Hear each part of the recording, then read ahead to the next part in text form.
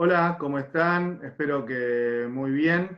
Les doy la bienvenida a una nueva jornada en este ciclo de conferencias sobre ciencias veterinarias que está organizado por la Federación Veterinaria Argentina y también por la Facultad de Ciencias Veterinarias de la Universidad de La Pampa. Mi nombre es Luciano Aba, soy periodista agropecuario, editor del periódico Motivar, y los voy a estar acompañando en esta nueva presentación, en esta linda apuesta que llevan adelante la FEVA y la Facultad de Veterinarias de La Pampa, con un nuevo tema, ¿sí? Pero antes de avanzar, de darles la bienvenida, veo que ya están conectados de distintos puntos del país, pueden usar el chat que tenemos interno de Zoom para contarnos de dónde nos están mirando, de dónde nos están viendo y de dónde están listos para ver la presentación del doctor Alberto Meder.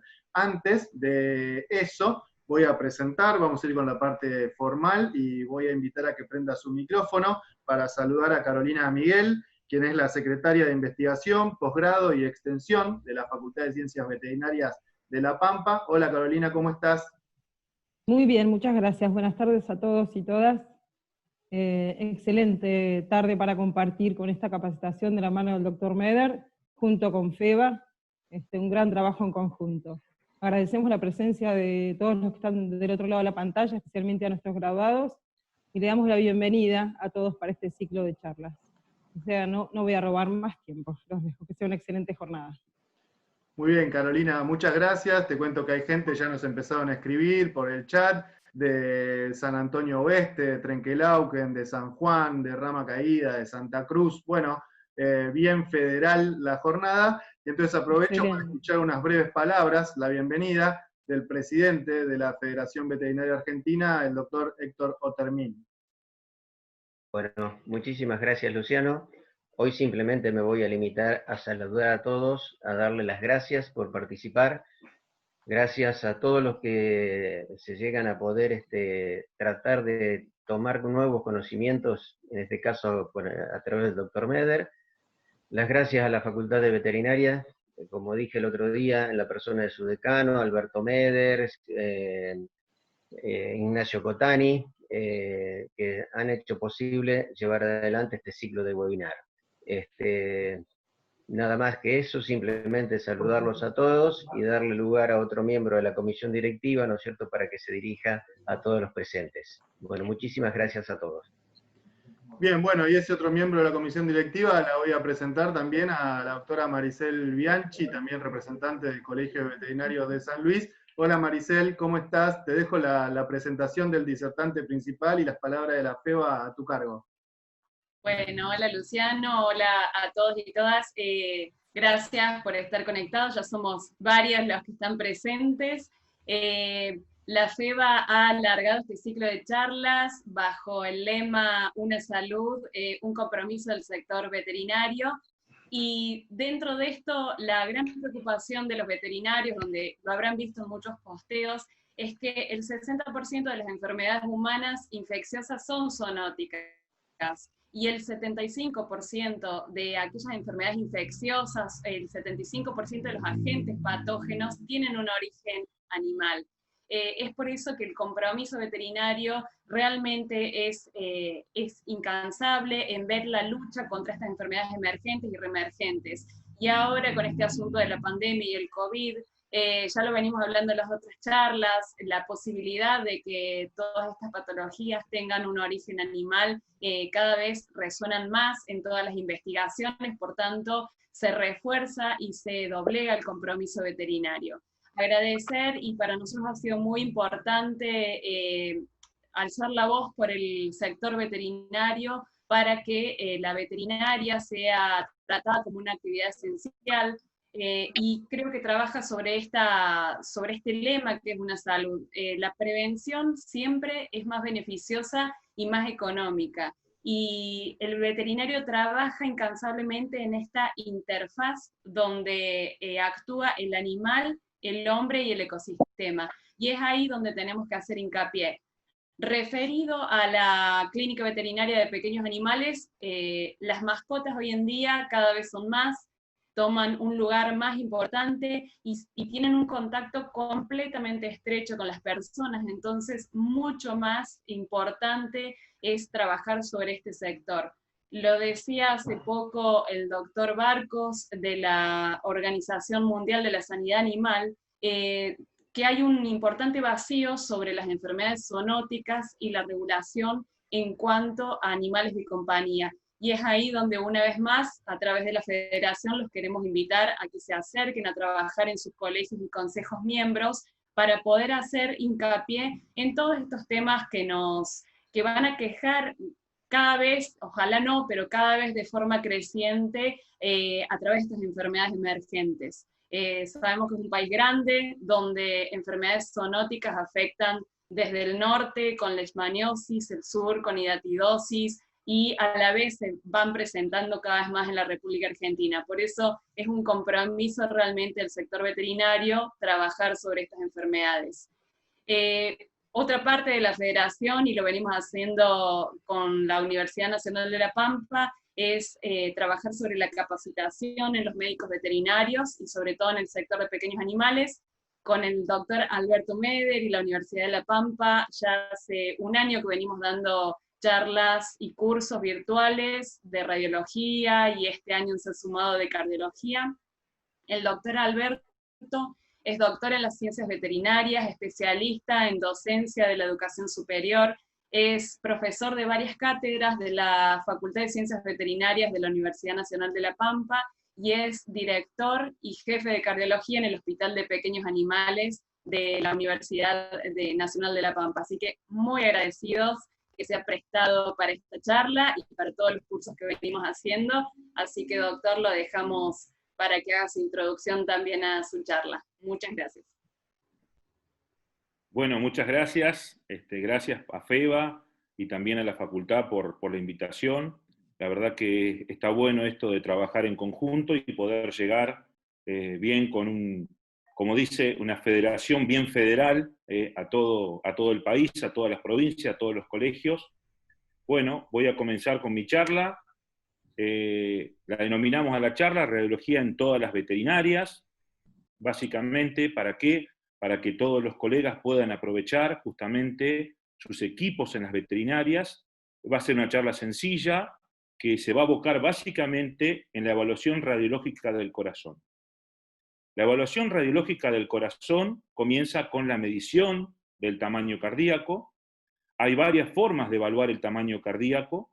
La mayoría de esas son subjetivas y tienen, digamos, diferenciales que asientan en los movimientos del aparato respiratorio y que justamente complican un poco la determinación y no la hacen objetiva. Ya hace muchos años está la medición del corazón en relación al tamaño, al número de vértebras torácicas, denominada VHS o Vertebral Heart Size, de Buchanan. Es una valoración donde lo que hacemos es identificar estructuras del tórax. Esta es una imagen lateral. En esta imagen vamos a reconocer la carina bronquial en la base del corazón, como una estructura redondeada, radiolúcida, circular, que indica justamente el borde superior de la silueta cardíaca, y también tenemos que marcar lo que sería la estructura de la vena cava y todo lo que es el borde cardíaco izquierdo, punta cardíaca, borde cardíaco derecho craneal. Una vez que identificamos esas estructuras, trazamos el eje mayor, que va de la base de la carina bronquial a la punta cardíaca, y a 90 grados de el eje menor. Estas dos medidas reflejan básicamente lo que es el corazón en el alto y el corazón en el ancho máximo. El segundo eje o eje corto se dispone a 90 grados del eje largo o mayor. Una vez que tenemos las dos medidas, o digamos, observamos los cuerpos vertebrales de las vértebras torácicas, y a partir del inicio de la cuarta vértebra, se trasladan los ejes mayor y menor a la parte de las vértebras, es decir, sobre los cuerpos vertebrales, y se determina cuántos cuerpos vertebrales ocupa el eje mayor y cuántos cuerpos vertebrales ocupa el eje menor. De esta manera si nosotros contamos en celeste el eje mayor, vemos que tenemos un cuerpo vertebral, 2, 3 cuerpos vertebrales, 4, 5, 5,5, casi 5,6. En cambio, el eje menor tiene 1, 2, 3, 4,7,8 cuerpos vertebrales. Lo que se hace es contar. Yo había puesto 5,5 eje largo o mayor y 4,8 el eje corto. La sumatoria de ambos ejes nos da el largo o el tamaño o la ponderación VHS, que es de un valor de 10,3. Esa ponderación tiene particularidades que están en relación al tipo de animal, al tipo de tórax básicamente, tomando lo que es el ancho y el alto del tórax, que va a ser diferente de acuerdo a los tipos raciales que se presentan en nuestra clínica veterinaria habitual. Está mucho más asociada a la especie canina esta diferenciación que a la especie felina. Acá tenemos un bulldog, también un beagle, un whippet y un galgo afgano. Desde el bulldog al galgo, las diferencias en la conformación torácica son sumamente notables. Asimismo, el VHS tiene un promedio en la población canina y también en la población felina, mucho más cerrado en la población felina y también con variables raciales en la población canina. El 95% de los pacientes caninos que vienen a consulta, el VHS ronda en una media de 9,7, más o menos 0,5, es decir, entre 9,2 y 10,2, siendo los rangos de referencia para casi el 98% de la población entre 8,2 y 10,6. Cuando Buchanan hizo el gráfico, digamos, y analizó las relaciones entre los distintos pacientes, observó que la valoración respondía a una curva de Gauss, donde el 66% de los caninos presentaban una media de 9,7 y un valor que iba entre 9,2 y 10,2. Es decir, con un desvío estándar. Sin embargo, cuando aumentábamos un poquito y nos íbamos al 98% de la población, la valoración iba entre 8,7 y 10,7. Serían básicamente 10,6, 10,7, porque siempre pensamos en cardiomegalia como el hallazgo patológico principal, no en la microcardia, es decir, en tamaños cardíacos pequeños, los valores umbral para detectar la cardiomegalia en la mayoría de los pacientes caninos que habitualmente atendemos. Si ampliamos un poquito más la valoración, los rangos aumentan y van de 8,2 a 11,2. Hay algunas razas, puntualmente algunas razas como puede ser el boxer, el labrador, que pueden tener valores siendo normales, sin presentar ningún tipo de cardiopatía, sobre los valores habituales.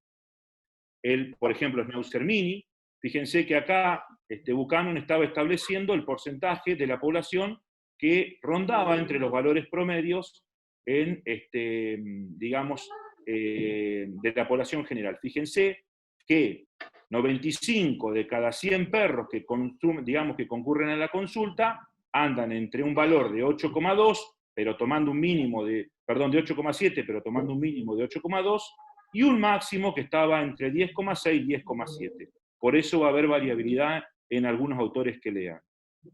Labrador, los Spaniels, Boxer, Schnauzer Mini, pueden tener valores de VHS que pueden llegar a tener, en algunos casos muy particulares, de 11,6.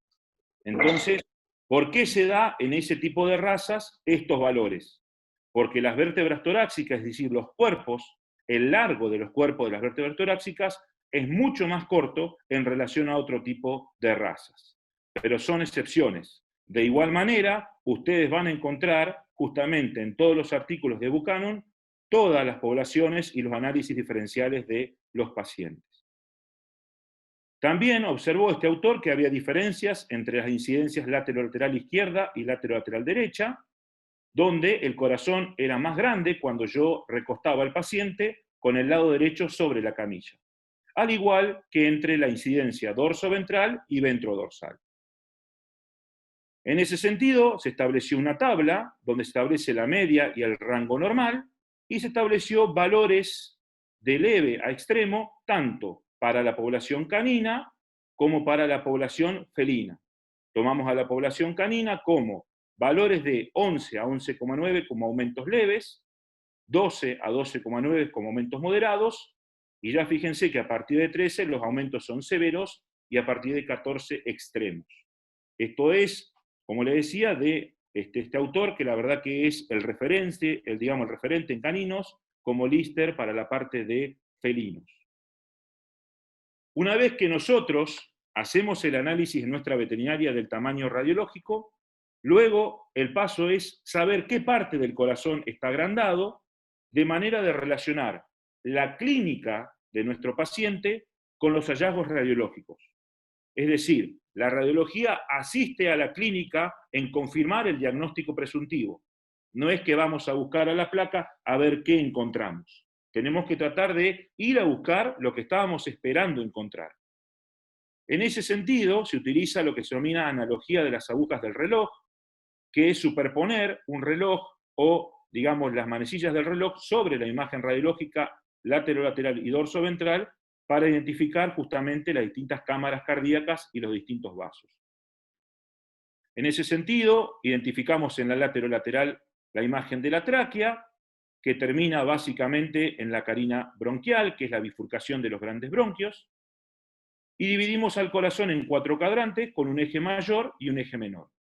De esa manera, cada cuadrante va a ubicar a una parte del corazón distinto. En el cuadrante cráneo dorsal va a estar ubicado preferentemente la región de la aurícula derecha y la región de lo que sería el callado aórtico y el tronco pulmonar. En la imagen radiológica vamos a distinguir perfectamente bien la vena cava. En todas las imágenes no se puede ver o dejar de ver en una placa normal, y no vamos a identificar nunca en una imagen radiológica normal la vena cava craneal. Siempre la caudal, nunca la craneal. El borde, entonces, craneal dorsal del corazón de la silueta cardíaca se corresponde con el atrio derecho. Un atrio que en una imagen de necropsia está formado por la orejuela, que es la parte contráctil, la región atrial, que es una región básicamente no contráctil, pero sí permite justamente la llegada de sangre, ¿desde dónde? Desde la vena cava caudal, desde la vena cava craneal, y también de la vena ácigos, que proviene justamente de todo lo que es la columna vertebral.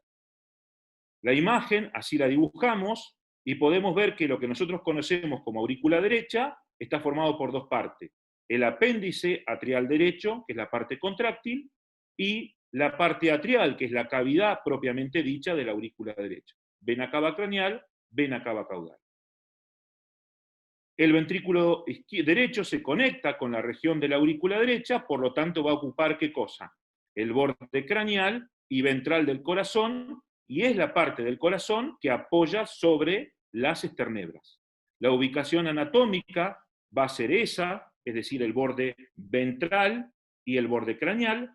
No vamos a poder identificar el tronco pulmonar, y solamente vamos a poder ver en la región caudal a la carina, pero en una misma línea, la región de bifurcación o proyección de las arterias pulmonares principales. El borde cardíaco, entonces, ventral, que contacta con el esternón, y craneal se corresponde con el ventrículo derecho. En esta imagen, que es de la parte dorsal, ese ventrículo derecho se continúa con una región que se conoce como infundíbulo. Esto sería el ventrículo izquierdo, y acá abajo estaría el ventrículo derecho, y en su salida hacia la arteria pulmonar estaría la región infundibular, y saldría la arteria pulmonar, que está casi pegada a la arteria aorta, que es esta que está acá, dividiéndose en ramas derecha e izquierda, que irían a cada uno de los campos pulmonares llevando la sangre carboxigenada. La proyección en línea de puntos identifica básicamente las regiones que estamos marcando. La región infundibular toma básicamente relación directa con el apéndice auricular derecho, que se corresponde con la aurícula derecha. Fíjense, una diferenciación importante: las arterias pulmonares son un sector de baja presión, por eso parecen achatadas. En cambio, la arteria aorta en su región, digamos, descendente, es como un tubo duro. Lo importante de esto es saber que el ventrículo derecho ocupa la parte craneal y la que apoya sobre el esternón en la imagen radiológica, y que la bifurcación de las arterias pulmonares se tiene que ver bien en la placa laterolateral. Siguiendo con la región caudal y ventral, esa región de acá va a estar ocupada, el borde cardíaco caudal, borde cardíaco ventral y la punta cardíaca va a estar ubicada por el ventrículo izquierdo. Ese ventrículo izquierdo va a proyectarse en la región de la válvula aórtica, generar la aorta ascendente que no se va a ver en la placa, y en condiciones normales nunca se va a ver el callado aórtico. Sí se tiene que ver, y siempre se tiene que ver, la región de la aorta descendente pegada a la columna dorsal torácica. El borde, entonces, cardíaco caudal, ventral a la delineación radiológica de la vena cava, se corresponde con el ventrículo derecho. La punta cardíaca, en condiciones normales, no debe estar en contacto con el esternón. ¿Por qué? Porque está un poquito levantada por el contacto que ejerce el lado ventricular derecho. Si miramos esta imagen, acá tenemos los surcos coronarios con las arterias coronarias. Esto es ventrículo derecho. Esta es la orejuela izquierda. De este lado tenemos la aorta descendente, el callado que se ve una pequeña parte, grasa que siempre hay en la región de la base cardíaca, y arterias. Esta es el tronco braquicefálico y esta sería la arteria subclavia, que van a correr hacia craneal llevando sangre oxigenada hacia miembros anteriores y cabeza. Cuando marcamos la región en línea punteada, vemos la región del ventrículo izquierdo, la región del apéndice auricular izquierdo y aurícula izquierda, que acá no la vemos, la región del callado aórtico, aorta descendente, que siempre la tenemos que ver, callado aórtico y arterias que están en el mediastino craneal dorsal nunca se tienen que ver en condiciones normales. Entre la arteria pulmonar y la arteria aorta vamos a encontrar un ligamento que no se tiene que ver en la imagen radiológica, salvo que esté permeable y de mucho tamaño, que es el ligamento arterioso, que cuando está presente patológicamente es el conducto arterioso persistente. Por último, en la imagen laterolateral vamos a identificar básicamente la región caudal dorsal, donde se va a encontrar la aurícula izquierda, aurícula que va a recibir justamente el drenaje de las venas pulmonares presentes en esta región, que no vamos a poder discriminar desde ningún aspecto radiológicamente. Venas pulmonares que cuando entren en congestión, es decir, aumento de presión estática, van a generar el edema en la región periliar frente a la cardiopatía izquierda clásica de los pacientes caninos, no de los pacientes felinos. Esa región auricular izquierda, en la imagen de necropsia, sería la región que está acá, y recibe desde el pulmón, que está en la parte dorsal, la sangre oxigenada que viene de las venas pulmonares. El pulmón izquierdo tiene básicamente dos lóbulos y el craneal dividido en la mitad, por lo tanto va a llevar o a ir hasta el corazón con 3 venas pulmonares izquierdas, y la región del pulmón derecho tiene 4 lóbulos, apical, medio cardíaco, diafragmático y accesorio, y va a llegar al corazón, es decir, a la aurícula izquierda, básicamente con 3 venas pulmonares. Cuando hacemos la analogía de la silueta cardíaca con un reloj, marcamos, digamos, la situación que habíamos descrito, y tenemos que saber que alteraciones específicas dentro de una región determinada se relacionan o se correlacionan con agrandamientos específicos, tanto de las cámaras cardíacas, que son 4, aurícula izquierda, ventrículo izquierdo, ventrículo derecho, aurícula derecha, y de los grandes vasos, que son 2, la arteria pulmonar y la arteria aorta. Es importante saber que la ausencia de una normalidad no descarta nunca la cardiopatía. Siempre, desde el punto de vista clínico, debemos correlacionar las anormalidades radiológicas con alguna enfermedad en el marco de nuestros hallazgos patológicos y los signos clínicos presentados. Debemos ir desde la clínica hacia la radiología, no desde el hallazgo radiológico a la clínica. ¿Cuál es mi sospecha clínica? Tal, yo estoy sospechando una patología izquierda. Bueno, tengo que ir a mirar ventrículo izquierdo, aurícula izquierda, campos pulmonares relacionados al ilio pulmonar. De ahí seguimos en el avance. ¿Qué hacemos entonces? Marcamos, en la analogía de las agujas del reloj, un eje mayor, donde en la parte superior se marcan las 12, y en la Marta sabía, tocó todos los botones. La Marta también me hizo la otra vez. deberíamos silenciar, por favor. En la parte superior se marcan las 12, y en la parte inferior se marcan las 6. Tomando como referencia la vena cava, trazamos el eje menor, donde en la parte derecha del corazón tenemos las 9, y en la parte izquierda las 3. De esa manera, vamos a ver que la aurícula izquierda se dispone entre las 3 y las 12, y que su aumento va a generar, básicamente, una proyección hacia dorsal y hacia caudal, pero que se va a meter hacia adentro en la parte basal de la vena cava, generando lo que se conoce, que vamos a ver ahora, como escotadura. Es decir, la aurícula crece hacia arriba y hacia caudal, pero su inserción ventricular hace que la misma se meta o quede adherida a la región ventricular. El ventrículo derecho va a estar ubicado entre las 3 y las 5:30, y la cardiomegalia, el ventrículo izquierdo y la cardiomegalia izquierda va a generar la verticalización del ventrículo izquierdo. Y eso va a provocar que en las imágenes radiológicas, cuando el ventrículo izquierdo esté aumentado, toda la estructura cardíaca se vaya hacia arriba, haciendo que la tráquea se ponga más paralela a la columna dorsal, que la vena cava que venía hacia abajo se ponga horizontal o se eleve de caudo ventral a cráneo dorsal, y eso nos va a identificar siempre cardiomegalia izquierda, predominio de ventrículo izquierdo. Pero el aumento de ventrículo izquierdo provoca justamente la verticalización. Ahí se va a formar, como les decía, una escotadura, siempre y cuando haya aumento de la aurícula izquierda. El ventrículo derecho va a estar ubicado entre las 5:30 y las 8, y cuando este esté aumentado, lo que va a pasar es que se va a producir un aumento del área que se recuesta sobre el esternón. Es decir, el corazón derecho, cuando esté dilatado, aumentado, va a aumentar el área donde está apoyando sobre el esternón. Es decir, va a estar más recostado.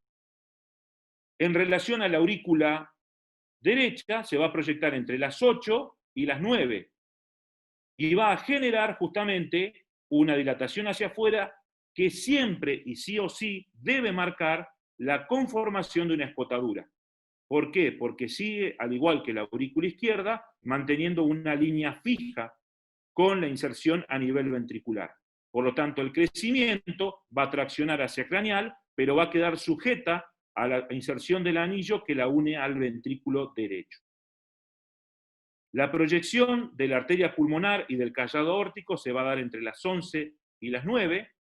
Ahí no vamos a poder distinguir a qué se debe esta redundancia, si es del callado o es de del tronco, digamos, callado aórtico o del tronco pulmonar, y la denominación de esa proyección entre las 11 y las 9 la vamos a conocer como redundancia. Si marcamos la silueta cardíaca sobre la estructura del corazón, vemos que este es un corazón normal, y cómo las distintas proyecciones nos permiten determinar el predominio donde creció el corazón. Es decir, nos quedaría una silueta en ese sentido. En la imagen dorsoventral también se genera, digamos, se puede analizar la estructura cardíaca con la analogía de las agujas del reloj. Para eso hacemos lo mismo, dividimos al corazón en un eje largo, y un eje corto, marcando las 12 y las 6, las 9 y las 3, y de ahí generar justamente o ver la proyección de las distintas estructuras. En relación a la aurícula derecha, se va a proyectar en el borde derecho craneal, mirando siempre hacia la parrilla costal. Esa proyección debe estar acompañada siempre y en condiciones normales por la evidencia de la vena cava craneal, que se ve siempre y en condiciones normales, y nunca por la vena cava, la vena cava caudal, y nunca por la vena cava craneal. Cuando nosotros observemos la vena cava craneal, vamos a estar frente a algún proceso de índole patológico. Puede ser un megaesófago con aire o puede ser un neumomediastino, es decir, aire en el mediastino craneal. La proyección entonces de la aurícula derecha va a estar entre en la analogía de las agujas del reloj, entre las 10 y las 11, generando un chichón, un aumento en esta región que siempre tiene que marcar en las 10 una escotadura o una entrada, digamos, luego de la cual se produce la proyección de la aurícula derecha. En relación al ventrículo derecho, este se va a proyectar entre las 5:30 y las 10, es decir, en relación a la aurícula derecha y en relación a la región correspondiente al ventrículo izquierdo, entre las 5:30 y las 10. El ventrículo derecho va a tener su tracto de salida, que es por donde la sangre sale por la arteria pulmonar hacia los pulmones, en el lado contralateral de la silueta cardíaca de la placa ventrodorsal o dorso ventral. Es decir, que la proyección de la arteria pulmonar se va a dar siempre del lado izquierdo de la imagen y siempre en la parte craneal intermedia entre el centro de la imagen y el lateral izquierdo de la imagen. A mitad de distancia va a estar siempre ubicada la arteria pulmonar. Entonces, la proyección del ventrículo izquierdo está entre las 10 y las 5:30, lindante con la aurícula derecha, la proyección del ventrículo izquierdo va a estar entre las 10 y las 5:30, lindante con la aurícula derecha, y ese ventrículo derecho va a estar lindante con el ventrículo izquierdo que va a estar en este lugar. La arteria pulmonar se va a proyectar entre la 1 y las 2, a mitad de la región entre el eje mayor y el eje menor, es decir, el eje que divide el corazón en el largo y el eje que divide el corazón en su ancho o eje corto. A nivel de la región de la aurícula derecha, no vamos a poder verlo en condiciones normales. Hay algunas imágenes radiológicas digitales que permiten discriminar a las arterias pulmonares izquierda y derecha, pero no es lo esperable. En relación a el lugar que ocupa básicamente la aurícula y su apéndice auricular, la aurícula izquierda está en el centro de la silueta cardíaca y la cavidad atrio está bien en el centro de la silueta cardíaca y se proyecta con su apéndice auricular hacia el borde cardíaco izquierdo. Va a estar ubicado, digamos, por encima de la mitad del corazón hacia craneal, es decir, del eje corto hacia craneal, y en forma caudal a lo que era la proyección del tronco pulmonar o arteria pulmonar. La región de proyección va a estar, digamos, ubicada entre las 2 y las 3. Esa va a ser la región de proyección, generando también un chichón, una prominencia, igual que la prominencia que marcaba acá la aurícula derecha, o prominencia que marcaba en esta región el tronco pulmonar.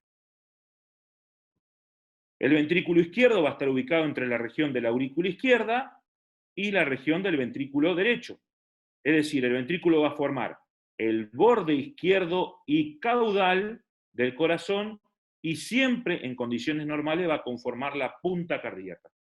Borde izquierdo y borde caudal o punta cardíaca del corazón. La punta se corresponde en condiciones normales con el ventrículo izquierdo. Ese ventrículo izquierdo va a expulsar la sangre por la aorta, que va a conformar la aorta ascendente, va a pegar la vuelta en el eje mayor conformando el callado aórtico, que en una placa normal levemente o sutilmente se puede llegar a observar, y luego va a conformar lo que es la región de la aorta descendente. Ese ventrículo izquierdo se va a proyectar entonces entre las 3 y las 5:30, y el callado aórtico que se puede ver sutilmente en una placa normal va a estar ubicado entre las 11 y la 1. Con esto, de callado y ventrículo izquierdo, terminamos la conformación de todo lo que es la analogía para la imagen dorso-ventral. La aorta descendente que corre sobre el corazón y va hacia caudal por lo que es la cavidad abdominal, nunca la vamos a ver en condiciones normales.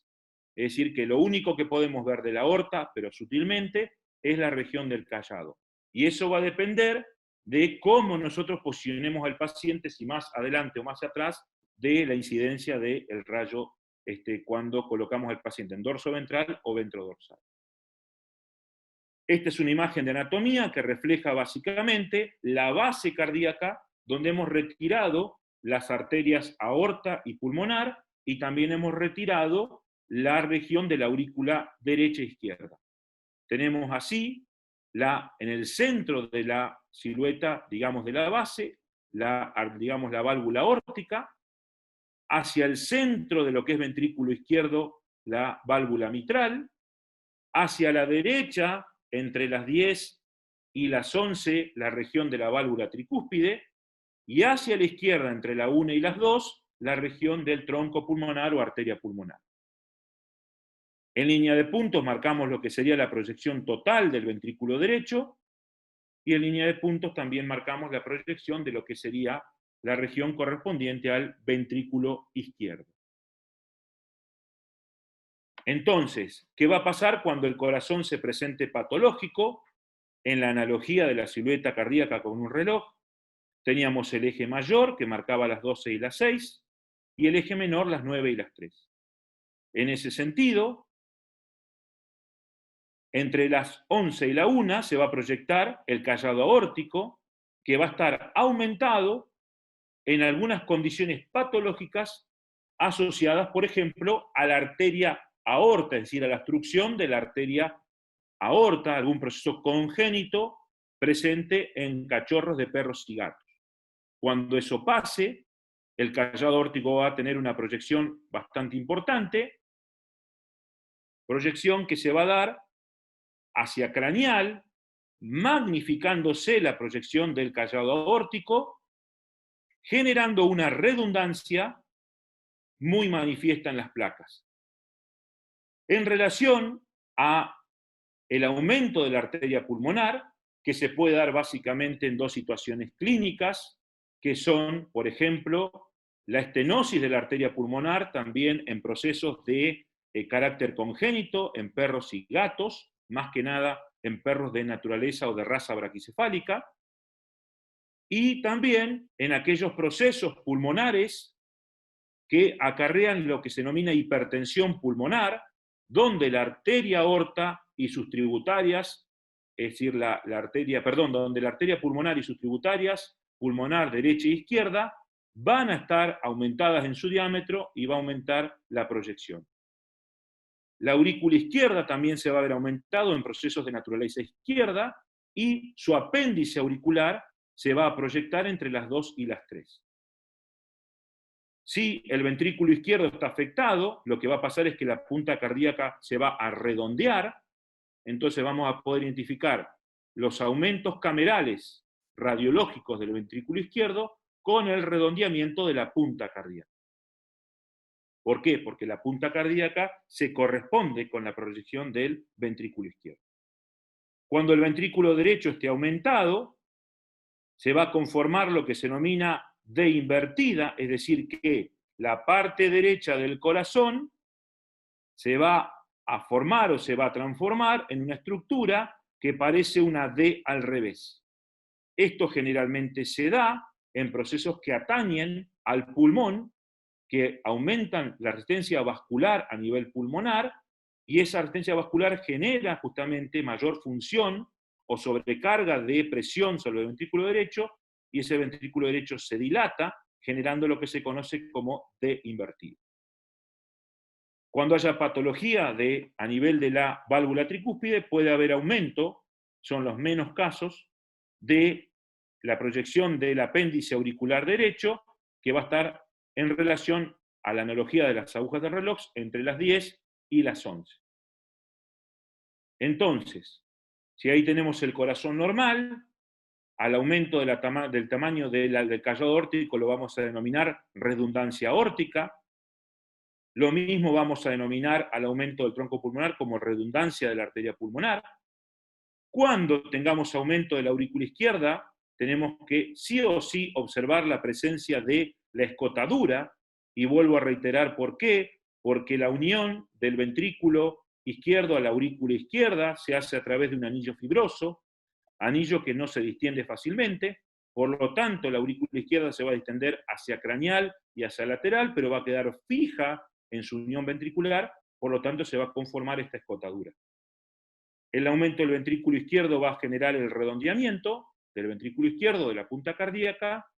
El aumento en la placa dorsoventral o ventrodorsal del ventrículo derecho va a producir lo que se denomina D invertida, situación que no se observa en las imágenes laterolaterales. Recordemos que era que el corazón cuando estaba aumentado solamente se recostaba, y cuando tengamos aumento de aurícula derecha, este aumento va a producir la presencia de escotadura entre aurícula derecha y ventrículo derecho, ya que esa escotadura mantiene el mismo fenómeno que teníamos con respecto a la aurícula izquierda.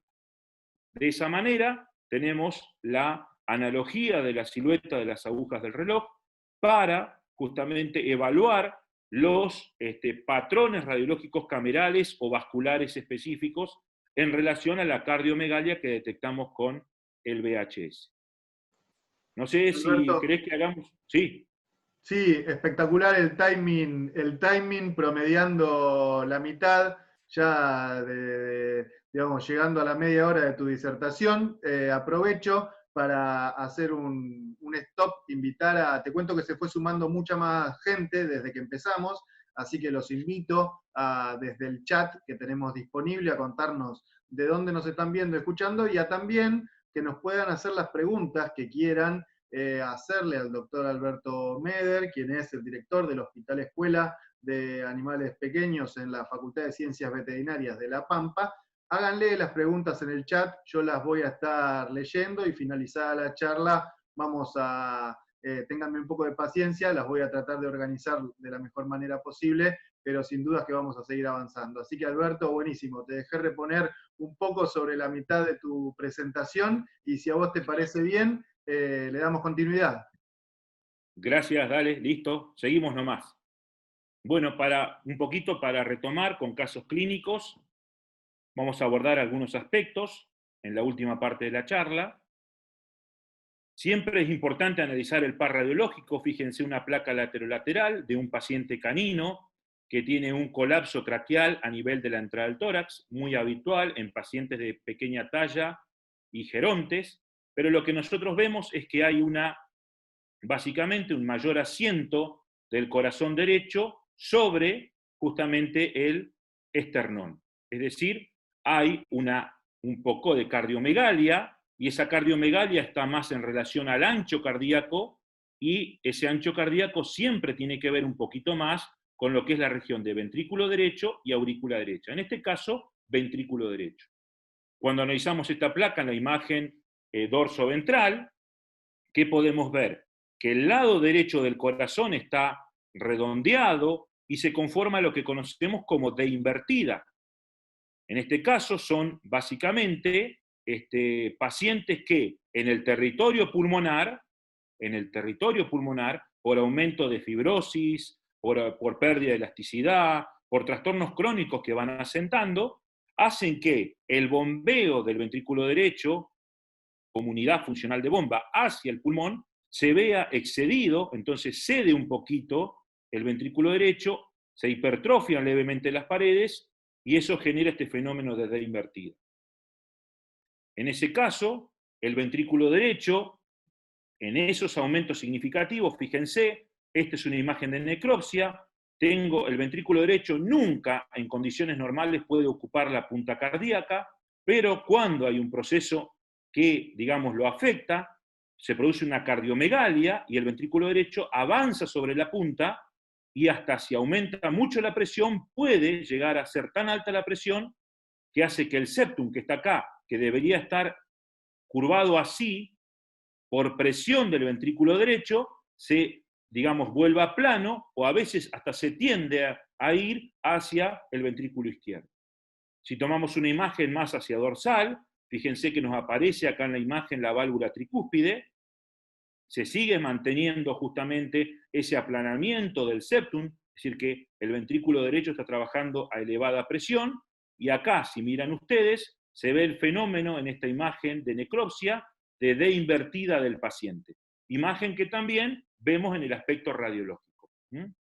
También, en otra imagen, vemos el fenómeno de D invertida. Fíjense que si nosotros trazamos todo el corazón, y a ese corazón le superponemos lo que sería el corazón normal, vemos que la parte que se diferencia es la correspondiente a la región del ventrículo derecho. Entonces, el fenómeno ese de una D invertida está en relación básicamente a las patologías que asientan el ventrículo derecho, que pueden tener un origen cardíaco, por supuesto, pero en la clínica diaria es más común que tengan un origen pulmonar.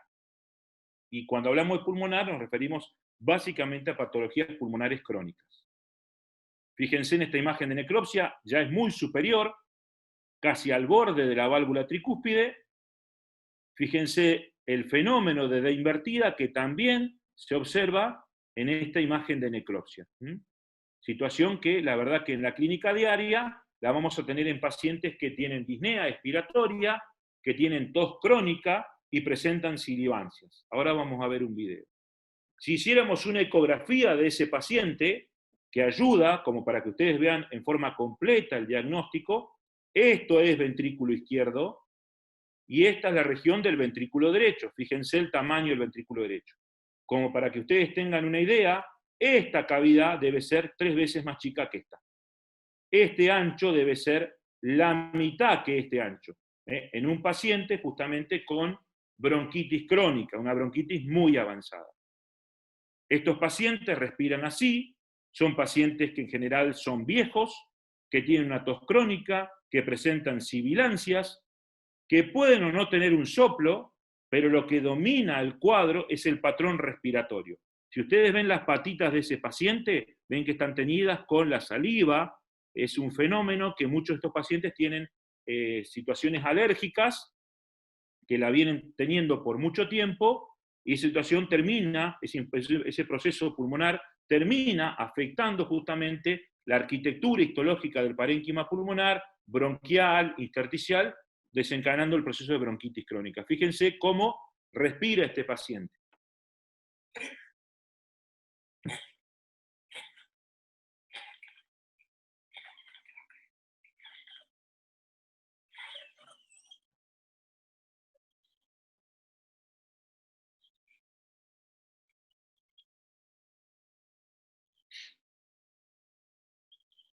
Eso que escuchamos son sibilancias.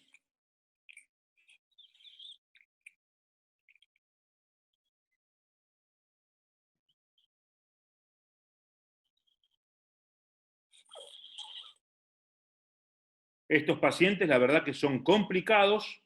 En general, el tratamiento de estos pacientes requiere el uso de corticoides.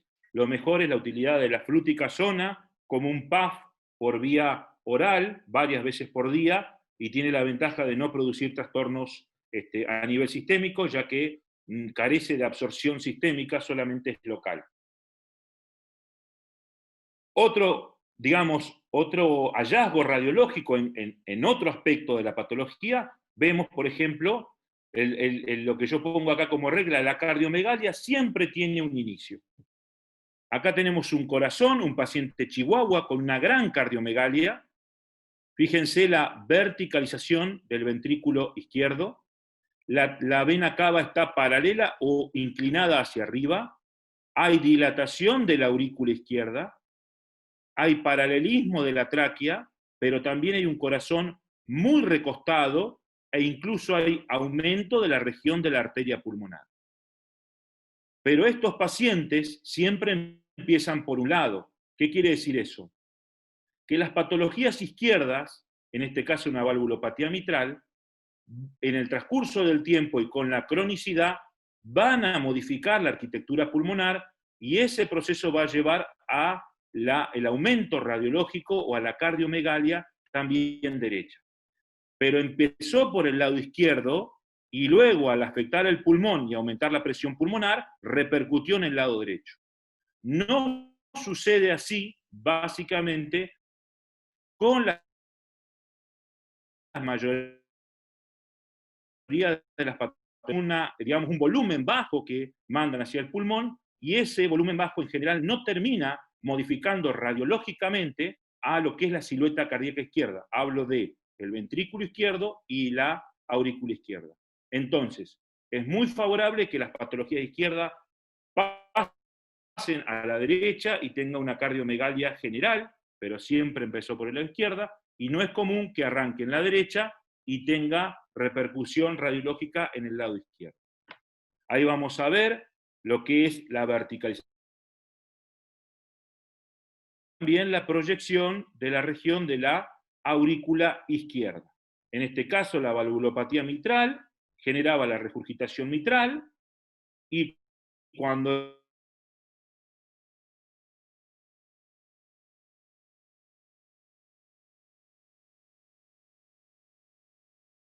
la aorta y mantener el funcionamiento adecuado del organismo. Entonces ahí tenemos ventrículo izquierdo verticalizado, aurícula izquierda con ese chichón, con esa proyección, y siempre atendiendo a esto, atendiendo a la escotadura en relación a ¿quién? A la vena cava caudal, que siempre nos identifica la aurícula izquierda. Si miramos esta imagen, que es la amplificación de la imagen siguiente, columna dorsal, carina bronquial, corazón, región auricular. Lo que podemos ver en esta proyección es cómo se proyecta la aurícula izquierda, aurícula que va a estar en relación básicamente a el bronquio principal izquierdo que corre por su parte dorsal, y en esta sombra negra que se distingue acá tenemos el bronquio principal derecho. Siempre tenemos que determinar la cardiomegalia de la aurícula izquierda por la presencia de la escotadura. Si hacemos el contralateral, es decir, la imagen ortogonal, nuestra placa dorsoventral, ¿qué podemos ver? Un corazón izquierdo redondeado, siempre obedecía al ventrículo izquierdo, una proyección que estaba entre el eje menor y las dos, es decir, una región de la aurícula izquierda. Luego no vemos ningún chichón, ninguna proyección en relación a la aurícula derecha, tampoco vemos el fenómeno de D invertida, tampoco vemos el callado aórtico y tampoco vemos el tema de la arteria pulmonar. Marcamos entonces con línea de punto el rodeamiento del ventrículo izquierdo y marcamos también la proyección de la aurícula izquierda. Ventrículo izquierdo, aurícula izquierda y la escotadura. ¿Con qué se acompañan estos pacientes? Son pacientes que se pueden acompañar con soplo, generalmente son perros chiquitos, viejitos, que tienen una tos crónica, que están de normales a delgados. Son básicamente perritos de esta línea.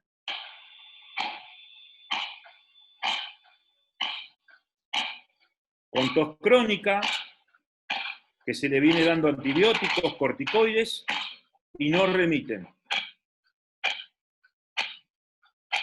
Pero que tienen una mejor respuesta a los diuréticos. ¿Por qué tosen esos pacientes? Pueden toser por dos situaciones, o porque tienen edema cardiogénico a nivel periliar, o porque hay compresión del bronquio principal izquierdo, es decir, esta aurícula aumentada de tamaño comprime al bronquio principal izquierdo. En esa relación hay que mirar esta área y poder identificar cuáles son los bronquios. Si tenemos la región de la carina acá, y el bronquio principal derecho está acá, el izquierdo va a correr por acá. Se ve sutilmente el bronquio principal izquierdo acá, se ve muy claramente el bronquio principal derecho acá. Cuando amplificamos la zona, vemos la región de la carina, bronquio principal derecho, y el izquierdo poco lo vemos que corre por ahí. Ahí marcamos el derecho, y ahí también marcamos el izquierdo.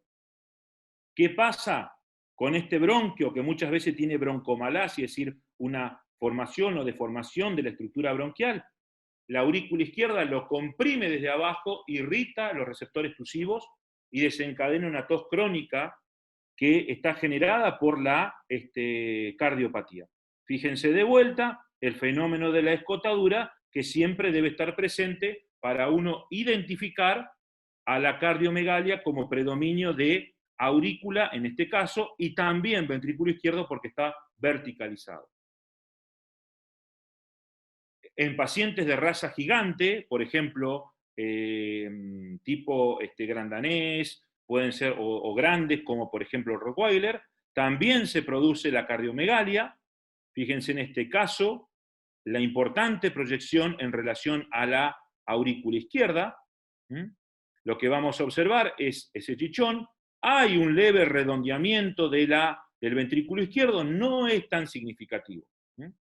Pero cuando vemos la placa laterolateral, es muy similar a la anterior. ¿Cuál es la diferencia? El tamaño del paciente. En esos casos vamos a ver que también hay una proyección de la aurícula izquierda, la presencia de la escotadura y la verticalización del ventrículo izquierdo. Es decir, hay una cardiomegalia a predominio de ventrículo izquierdo, porque está verticalizado, de aurícula izquierda, porque tengo esta redundancia, este chichón y esta escotadura. ¿Es generalizada también? Sí. ¿Por qué? Porque tengo un mayor apoyo en esternebras, pero fíjense que la región de la aurícula derecha y la región del tronco pulmonar no están magnificadas en la placa. Por lo tanto, no puedo hablar de cardiomegalia a predominio de aurícula derecha, ni de aorta o callado aórtico y tronco pulmonar.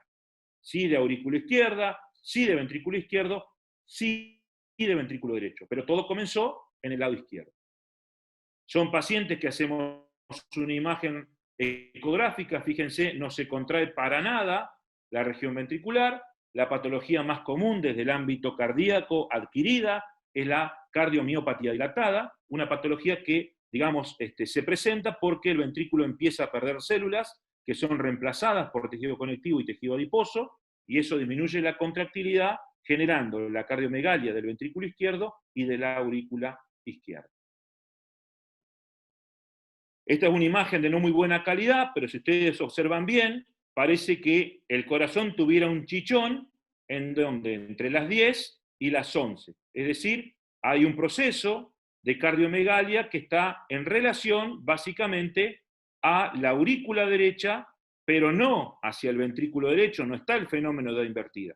Es la región de la aurícula derecha que está, digamos, aumentada. Pacientes que pueden tener, son raros los casos, son pocos los casos, el 20% de las valvulopatías en perro, es decir, una valvulopatía tricuspidia degenerativa. Esa valvulopatía generalmente dilata la región de la aurícula derecha y sí o sí, para nosotros poder decir que hay cardiomegalia, predominio de aurícula derecha, debemos observar la escotadura. Cuando falla el corazón derecho, principalmente la válvula tricúspide, y hay sobrecarga de volumen de la aurícula derecha, se promueve la congestión de las venas pulmonares y el fenómeno ascítico, con colecta de líquido a nivel abdominal, de tipo cardiogénica, colecta rosa, transparente, que puede tener cierto grado de espuma por esa proteína que está entre 2, 2,5 y 3,5 puntos. Una proteína que es no igual, pero bastante similar a la concentración de la albúmina a nivel plasmático. Esa es la típica colecta cardiogénica abdominal para los pacientes caninos, no así para los felinos, porque no juntan colecta en el abdomen por cardiopatía, lo hacen básicamente a nivel pleural. Tomamos una muestra, identificamos y vamos a citología. Un paciente con un soplo a nivel de la válvula tricúspide. Si hacemos una ecografía, fíjense, para mirar este lado, este es el corazón izquierdo, este es el corazón derecho, este volumen debe ser 3 veces más chico que esto. ¿Qué pasó acá? Tengo una enorme patología valvar que genera una tremenda aurícula derecha, un tremendo ventrículo derecho, y el Doppler, que ustedes van a ver una llamarada como de colores claros, eso indica el Doppler, o nos está indicando la regurgitación de tipo tricuspidia, compatible con lo que observamos tanto en la radiología como en la clínica del paciente. También Ustedes van a ver esta imagen, me parece muy redondeada, pero cuando uno la analiza meticulosamente, van a ver que no hay nada en aurícula izquierda, el ventrículo izquierdo está casi redondeado, no hay D invertida, no hay aurícula derecha, no hay callado aórtico, pero si miramos acá, vemos que hay una leve prominencia o escotadura en relación al tronco pulmonar. Proyectemos con línea de puntos y vamos a ver en esta región de acá cómo se proyecta el tronco pulmonar. Tronco pulmonar que yo les dije que podía estar asociado a patologías de hipertensión pulmonar o a patologías que tenían carácter congénito, como puede ser la estenosis pulmonar o el conducto arterioso persistente. Fíjense, este paciente es raro de encontrar, es un paciente de la Canilera de General Pico, un paciente de 12 años, fíjense, no tenía dientes, y que empezó a manifestar signos de debilidad, letargia, en el adulto. Es un caso raro. Cuando nosotros evaluamos este paciente en el hospital escuela, nos encontramos que este paciente tenía un conducto arterioso persistente, lo tenía desde que nació. Pero por otras cuestiones empezó a dar clínica, por otras patologías asociadas como una valvulopatía mitral, empezó a dar clínica en el adulto.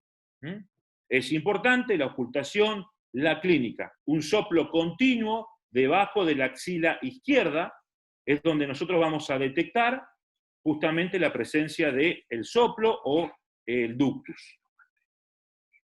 Si hacemos la placa laterolateral del mismo paciente, vemos que el corazón derecho está recostado, pero lo que más nos llama la atención es esta prominencia, esta redundancia que está en la parte craneal y dorsal de la silueta cardíaca en la placa laterolateral. Lo marcamos con línea punteada y vamos a justamente a ver ahí la presencia de la redundancia en la parte craneal dorsal del corazón. Redundancia que se corresponde con la arteria pulmonar.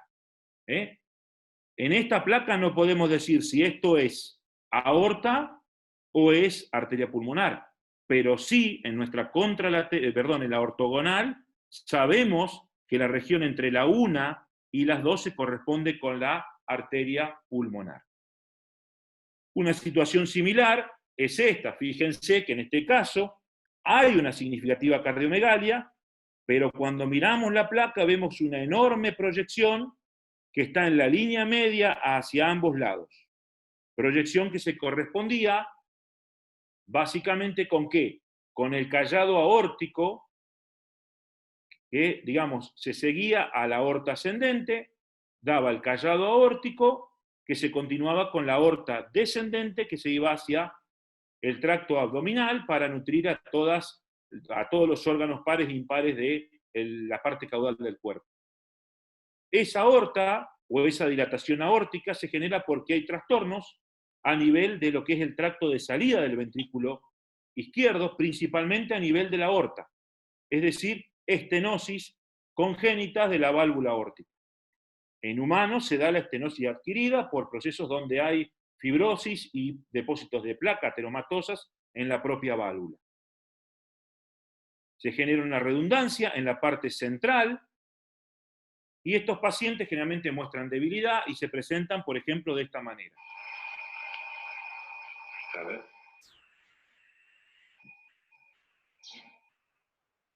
Ella camina, Sandro. No se puede ajustar. ¿Eh? ¿No se puede qué?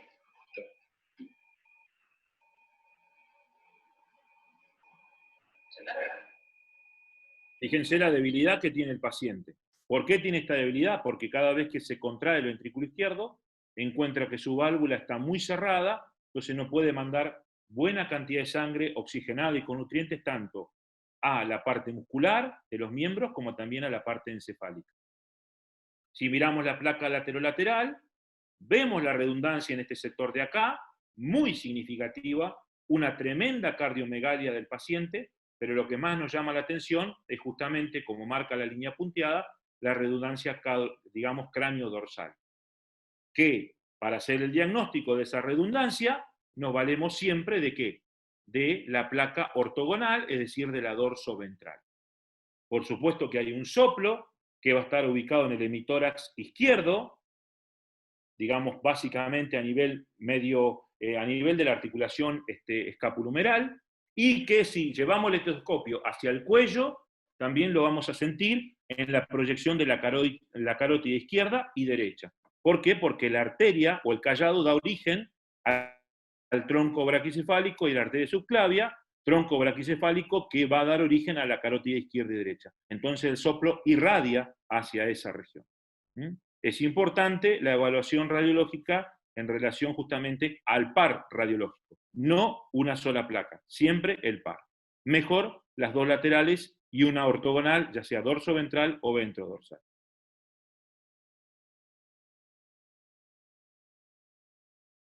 Tenemos la aorta descendente, que no la podemos ver.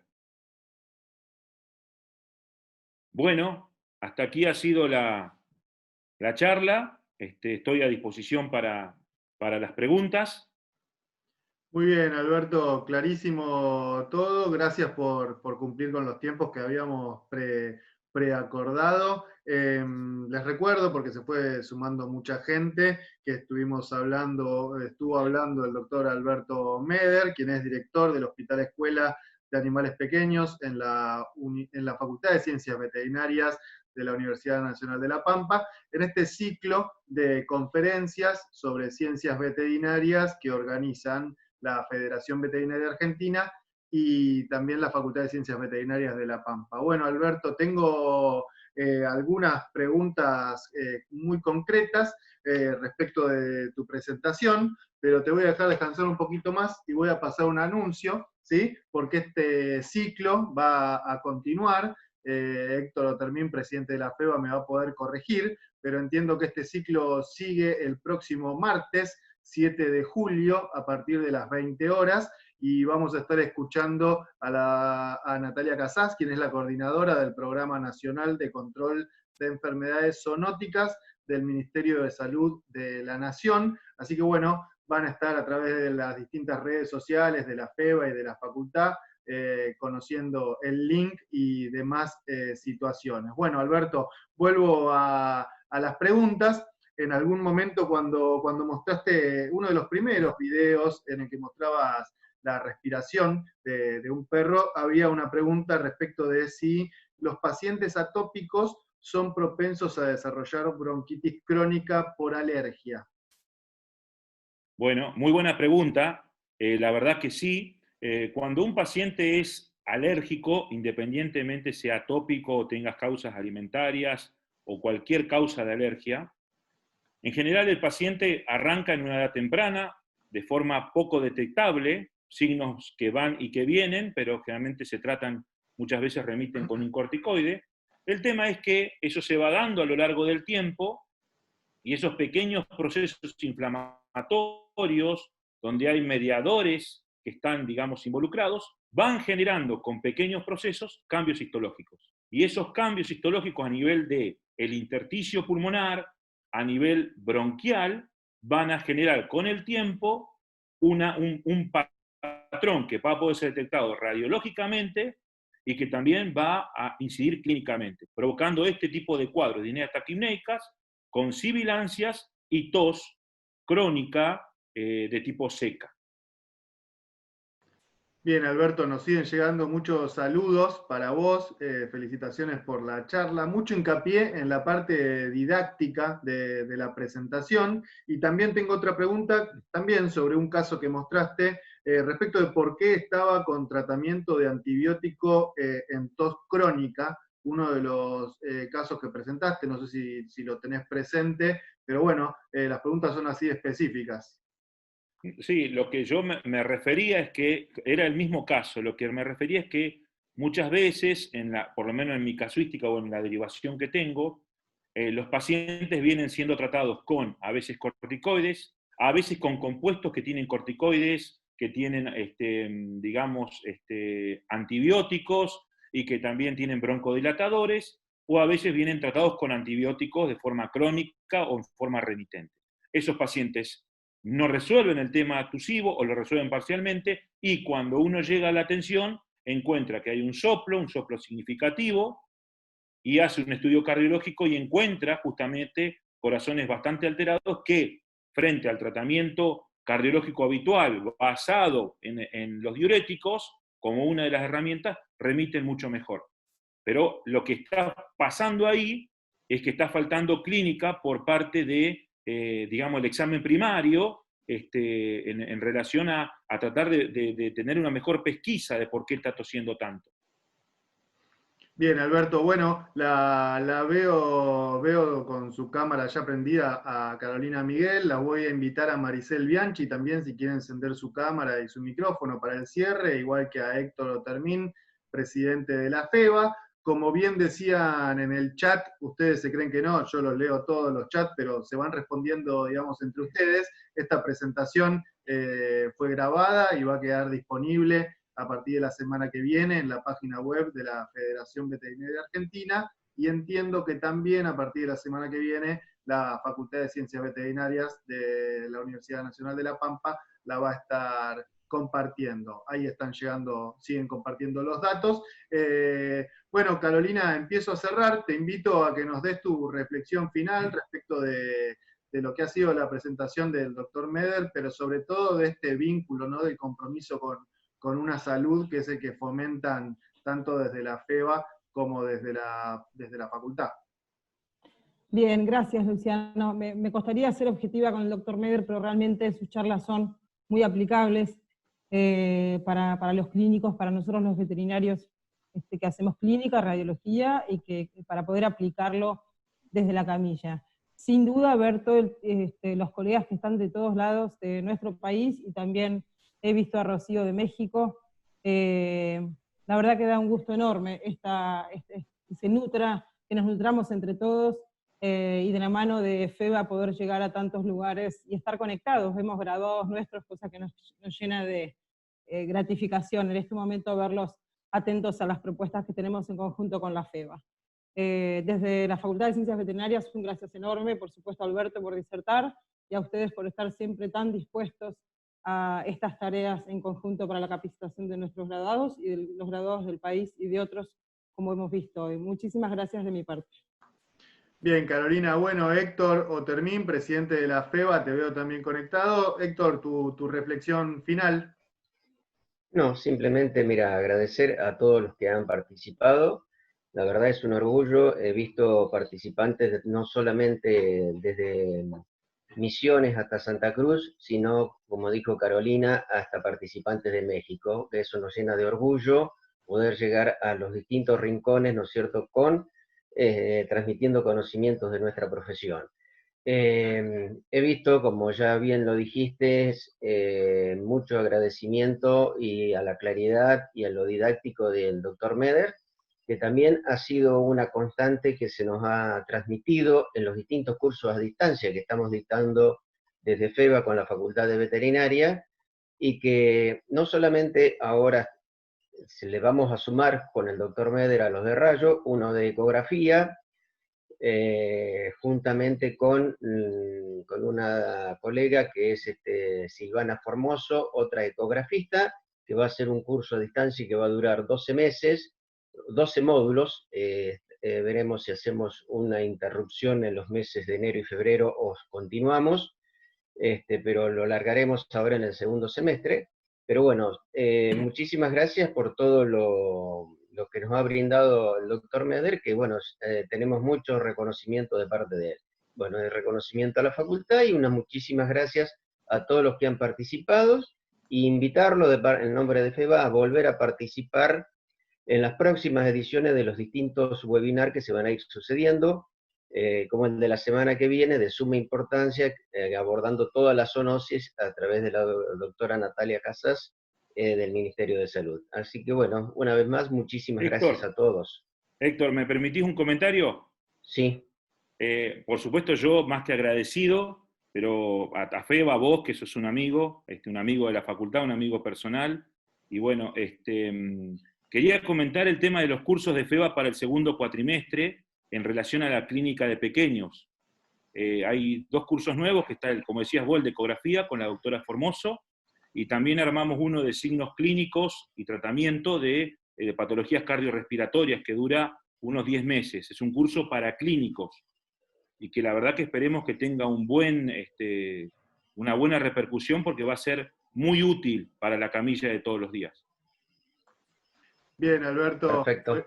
Perfecto. Mucha de esta información está ya o lo va a estar a la brevedad cargada en la página de la Federación Veterinaria Argentina, que es www.federacionveterinaria.com.ar. Mi nombre es Luciano Aba, los estuve acompañando en este nuevo encuentro del ciclo de conferencias sobre ciencias veterinarias y les voy a dejar el cierre, yo me despido, le voy a dejar el cierre a Maricel Bianchi, también representante de la Comisión Directiva de la Federación Veterinaria Argentina y representante del Colegio Veterinario de la provincia de San Luis. Maricel, ¿alguna reflexión final que quieras aportar para que ya cerremos con la jornada? Bueno, muchísimas gracias y la verdad que pensaba un poco lo que iba a decir. Para mí, yo hice personalmente uno de los cursos del Dr. Meder, realmente son tan prácticos y tan didácticos como se acaban de mostrar, así que los invitamos.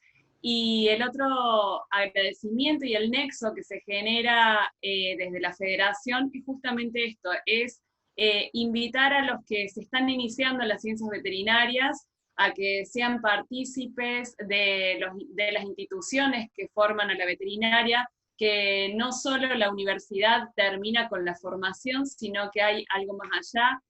La Federación Veterinaria es una de ellas, así que están abiertas las puertas, a nosotros nos llena de orgullo y es un placer saber que hay muchos graduados y estudiantes escuchando estas charlas y que sepan que la FEVA es una institución nacional, que la conforman 18 colegios y consejos de la República Argentina y que siempre están las puertas abiertas para cualquier consulta que tengan para hacer. Así que bueno, muchísimas gracias.